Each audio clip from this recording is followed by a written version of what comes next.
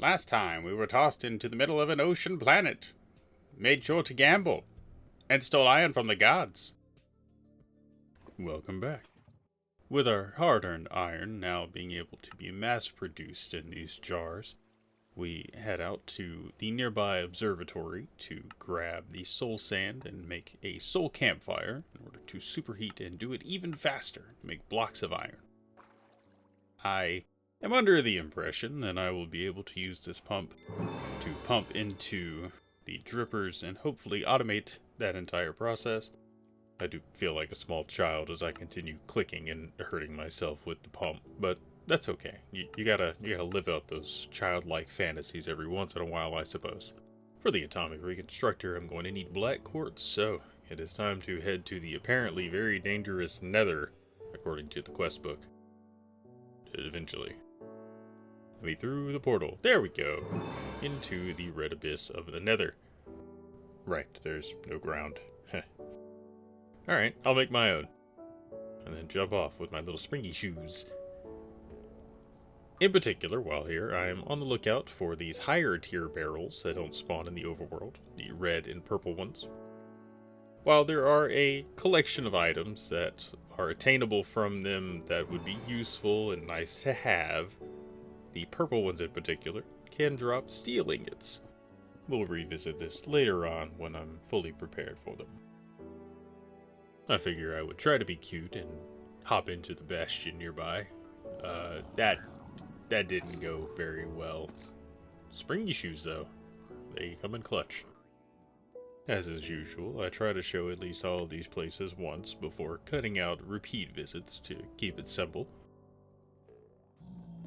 But you're not really missing anything. If I were to cut it out, I'm smacking some barrels in the face. I do nab all 16 gold blocks from the chalice, I guess this is called, in vanilla Minecraft. I decided to be mean and knock off a piglin, but thankfully my gamer skills kick in and I can swap to my apple fast enough. They, didn't take too kindly to that, though, and decided ritual sacrifice would be the best option to get me. After escaping that, I find this small little fort out in the vat of lava around me. I'm a bit intimidated by the hoglin and piglin spawner trial chamber in the middle, but there's a whole bunch of the warped mushrooms around, and they kind of just run around scared for most of the battle. It's just cleanup after that. Not really sure why all those got added. Sort of makes it trivial. But I do get the black quartz, at the very least, as well as the netherite upgrade template in the first quartz. Heading back to the real world, I made up some conduit binder after I get my copper, and hopefully that will be good enough to automate the pump. I make the atomic reconstructor out of black quartz that we got. Decide to upgrade the construction stick to be unbreakable, since that will be very convenient. Hey look, it was very convenient. Now that's what you call foreshadowing. Now with a proper lawn base, is what I'd normally call it. We'll call it a sea base. I craft the lens of the miner to throw on the atomic reconstructor before realizing I have no power. With basically every other option disabled, I see the fuel generator from Just Dire Things as my only option, and I need blaze rods. And I have blaze rods. Crafting, upgrading, and feeding. The new goo is simple enough, as well as crafting the blaze gold required for the polymorphic fluid. I do need to make some primal coal and upgrade it to blaze ember in order to make the blaze ember fuel. Makes sense. Tossing both of them into the water there and then having the goo kind of touch it. I don't really know how this mod works. It touches it, which somehow transforms it into refined blaze ember fuel. Now with both fuel and blaze gold, I craft the simple fuel generator, toss it down beside the atomic reconstructor, and begin powering it up. With a proper, albeit tedious to make, fuel source, I am now able to use this to craft a variety of ores out of just stone and energy. This is going to make the baseline of our resources, including copper, lead, silver, tin, iron, gold, osmium, and coal too, I guess. This does bring about the first fluid pipes, which I'm excited to get automating these drippers so that I can get iron more consistently in addition to those other powered resources. But they don't connect. There's one more plan that doesn't work. Oh well. Time to make more power. Which is immediately used to make a lovely montage of sparkly colors and laser beams. We do come out of it with a pretty decent amount of resources considering, even though I don't have much in the way of processing available currently. I do recall that I can turn a crimson mushroom into a blazing archwood sapling, which gives us access to the planks for the first time instead of just slabs. Gonna take a moment to show our current nether map in its entirety. It looks like, 5-6 major structures and a couple of the small ones. That's going to grow drastically fairly soon. Speaking of those smaller structures, I learned about the obsidian boat and paddle my way over instead of struggling to get there.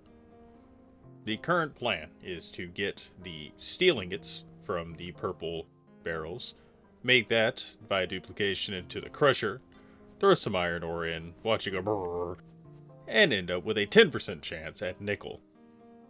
You would think this won't be that bad. It's just one steel ingot you need, because the metallurgic infuser can make more, right? Oh boy, my luck once again rears its ugly head.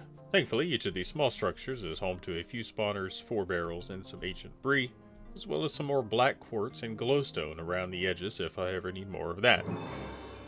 I also collect a rotten egg from one of the barrels on a small island, and an external heater, which is odd because I don't think you can use the blast furnace. I'm not really sure why it's there. Most of my time was spent like this though, on the high lava sea, paddling between structure to structure, grabbing a few barrels at a time and hoping for the best. After hitting up a collection of these structures and barrels within, I end up with a modular router, ender tank, ender pearl, and eyes of ender, as well as some extra blaze rod. This will set us up quite nicely for moving forward, as well as the best quality of life upgrade, a magnet. With quality of life number 1 complete, it's time to move on to quality of life number 2. A time in a bottle. A pouch. That's different. Oh well, speeds things up. I begin the process of crafting a smeltery, but then realize I have to smelt all of those fire clay into fire bricks, and opt to make a jumbo furnace instead.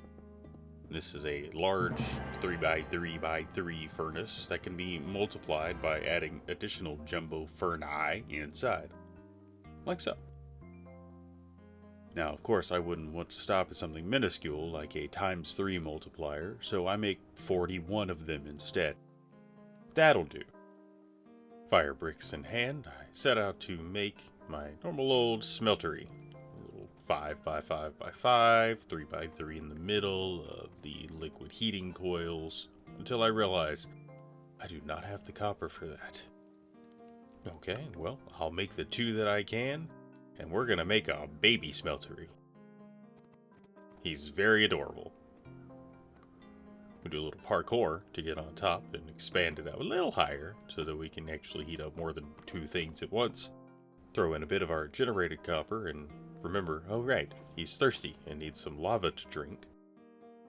With the copper now smelted up, we need a way to get it out. So drains, basins, and blocks of copper on the way.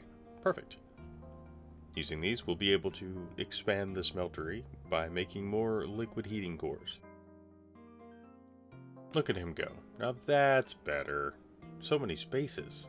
Even though I unfortunately won't have access to prosperity shards for a little bit, I am still able to use the infusion altar to craft the gate pearl for the gateway of the Emerald Grove. I need this for some chickens in order to get feathers for occultism. Now with access to planks, I figure it's time to make an imbuement chamber so I can create my own source gems. I'm under the misconception that I will be able to use these earth essences to craft a fortune book. Unfortunately, that is not the case. as JEI is very clear. You need to have the other version. I appear to think that it's bugged though, until I read it further. Needs lower level enchantment. Yes, reading the card explains the card. As the recipe for normal fortune requires way more than I have currently, I opt instead to get into occultism and brute force earning resources myself. The overall goal is to get the dimensional mine shaft, definitely didn't forget about that part, and a miner for the demon dimension, I guess. These do have access to prosperity shards, redstone lapis, good things. Not nickel, of course, that would be too convenient. With our first pentacle complete, I misread which one it is, grab my block of silver, a Easnium pickaxe, Easnium, I don't know, pickaxe, and learn that it's wrong. Alright, no big deal. Need some crushed instone, can make that with some glowstone, we'll get a little crusher, he'll crush it up for us, everything's fine. We'll move on fairly quickly to the next tier. Alright, this low crusher has moved on, made the purple chalk that we needed, throw it into the fire as the solution for everything in occultism, make a second pentacle, spectral compulsion, perfect, time to make the miner, excellent, we got the miner, alright, throw it on top of the gold chest, slight problem, did you forget the mine shaft, where they actually mine from the demons in the demonic mine shaft? They need to be there to mine. They can't just mine the chest. Fine, alright, I'll make this small little lure thing that'll get me some skeletons so I can get their heads and make the larger pentacle in order to bind the Jinn to the dimensional mine shaft so that my miner that I made already can go into the mine shaft from the Jinn. At least we have a plan. Slight hiccup in the plan, I have to sacrifice chickens in order to get the skeletons that are willing to drop their heads on the ground every time, so it's time to do another gateway of the Emerald Grove, this time saving the chickens instead of destroying them. Why didn't I do this the first time? I'm really good at planning. Alright, chickens in hand, chickens bred, we have more chickens, everything is ready. Throw in the little foliage. Sacrifice a chicken. Oh yeah, I made these creature catchers, they're really cool, they're like little Pokeball things. It's a fantastic item. Alright. Azekomed, give me your head. Oh, there it is. Good. Got a head. Fantastic. Now I need to do that 7 more times. Okay. That's a lot. We'll deviate from the plan. New plan. Grains of Infinity. Iron gears in hand. It's time to craft an alloy smelter. Alright. Throw that down next to the power. It needs a capacitor. Well, that's unfortunate. Craft a capacitor. Ha, joke's on you. Time to get another skeleton and throw it into the catcher. Gotta keep you on your toes. You thought we were doing something with Ender.io. Guess what? Ars Nouveau. Turns out that golden egg that I got from the airdrop ended up being a small blessing in disguise, as it spawns Ars mobs. With the loot fabricator and simulation chamber in hand, I set out to get the item to tame these small little drigmies. The Wildenhorn. How do I get the Wildenhorn? Well, Wilden model, of course. The Mushroom Islands spawn with a spawner of those, so I'm able to get the prerequisite kills in order to get the prediction that I need for 16 Wildenhorns. Offering them up, they give me their tiny little charms by throwing themselves into the void, I guess. After enchanting the charm given into an actual Drigme charm, I realize for the containment ritual I will need the other colors of tree, a ritual brazier,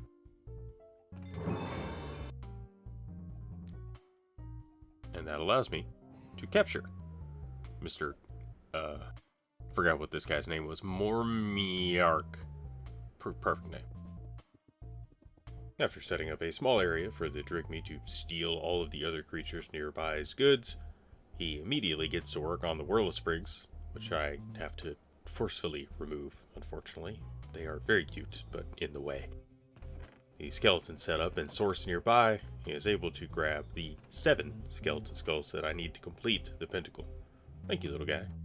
With the light gray chalk thrown into the fire, followed up shortly thereafter by the lime chalk as well, we are ready to expand the pentacle out into the next tier, Strigior's Higher Binding. This will allow us to make the dimensional mineshaft, but unfortunately I get distracted by a wandering trader and don't actually see it complete. But it did. Throwing our foliate miner into the mineshaft, they very quickly get to work mining stone and granite. Yay! The hopper underneath does allow for basic automation, so he will be running in the background, and after a decent chunk of time, does get 4 prosperity shards for us. I see the option to make a piglin barterer similar to the Easy Villagers mod, but use it 3 times for no real benefit, so I'm not going to mention any more about it. The replication, on the other hand, is going to become very pivotal to the remainder of the series, as once we get a singular item that has any data value, we'll be able to recreate more. Unfortunately, I skipped over the part where I built out the rest of the system, but the basics are you create a memory card, scan an item with the identifier to put it on the card, after which you break down other items for their core components and combine those to duplicate the item you have researched. A more balanced version of EMC, if that's a possible thing. Using the ender pouch and ender chest at my base, I create a makeshift storage system. That way I am able to go through the nether for a more extended period of time before a miracle finally happens, and I receive a steel ingot. You can see my response there. Quite excited. Going through the loot table, it is one of the more rare items from the purple barrels at a weight of 2, but given the total weights of everything, it should be a 1.34% chance. I went through 160 barrels in order to get that 1.34% chance. Normally it should take 52. Yay, my luck, I guess. The nether map ended up being almost 5,000 blocks wide in some cases, going across 60 plus structures. It was an absolute mess. But having spent that long there, I got some energy upgrades, making my infuser only take 4.8 FE a tick.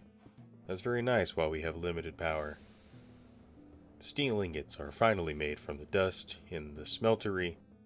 I infused some osmium in order to more efficiently enrich our materials before realizing that none of this is ever going to be as good as replication, so I just throw 108 into that and am set basically for a while. With Disney's favorite rodent-based movie as my food source going forward, I make the base materials and components required for the crusher, including an engineer's table and a blueprint to make the more advanced option. Engineering blocks in hand, I set out the framework flawlessly, throw the hoppers on top, smack it with a hammer, and our beautiful multi-block is created. Of course, it's going to need some power, so a fuel generator on the back as a stand-in. I throw in the iron ore and receive 3 nickel. Honestly, I only needed 1, because I smelt it up and immediately replicate it so I don't have to worry about this problem again. Having nickel finally unlocks the next tier of progression, going into Oratech and power. But that's for next time. Subscribe to be notified when it comes out. I'll see you then. Goodbye.